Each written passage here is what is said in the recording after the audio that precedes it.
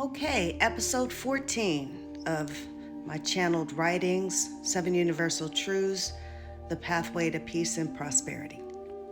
Please be sure to follow the series, share this video with anybody who you think may enjoy the content or who is looking to manifest more of the life that they are wanting. Lastly, if TikTok gets shut down, these videos, you will be able to find them, the entire series from the video 1 on YouTube. Now, back to this crazy ass love story. I've fallen in love, but now I'm just beginning to see some signs, some red flags that sometimes are hard to decipher if they're truly red flags or not, especially since I'm an intuitive.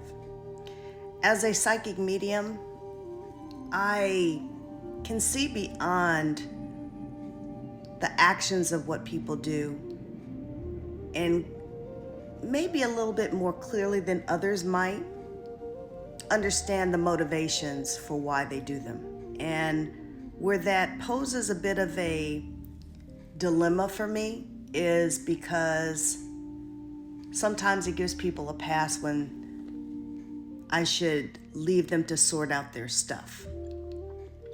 And so that can sometimes fall back on me as a detriment. I often say, and I don't mean this in a flip way at all, when I say this to y'all, this is the truth. I can see people through the eyes of God. I live with one ear in the spiritual realm as I walk this earth plane having this experience.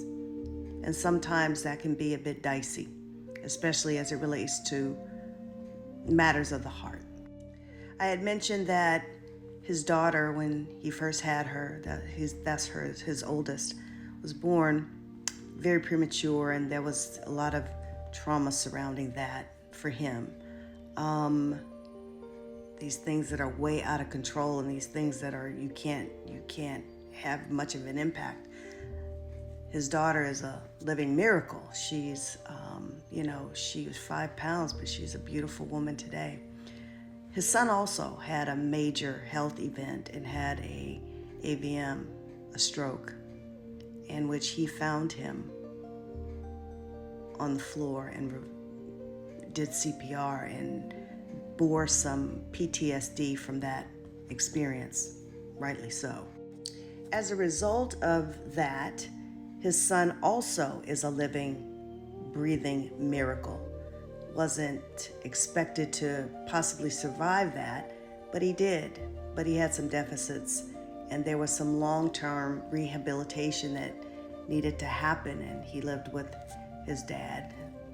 And the family unit, although they had been separated, he and his wife were separated, operated as one family unit out of 2 houses.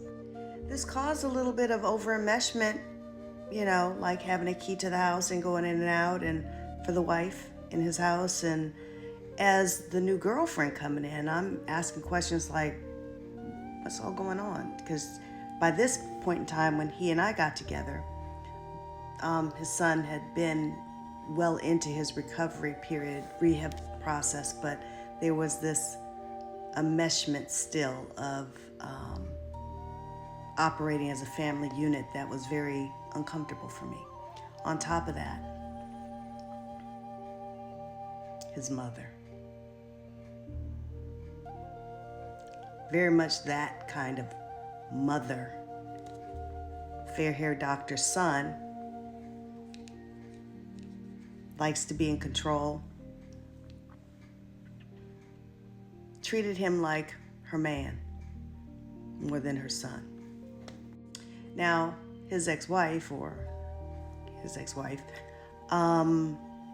had been together since they were 15 years old. So there was a dynamic in place that, since it was almost like a non-renegotiation of a relationship as an adult, because she would come and take over during the holidays in the kitchen and all that. I would hear this, and I would say to him, I'm starting to see some things with your mom that may have flown with the ex, but that's not really how I roll. And so began an issue with his mother. Stay tuned for the next episode, because this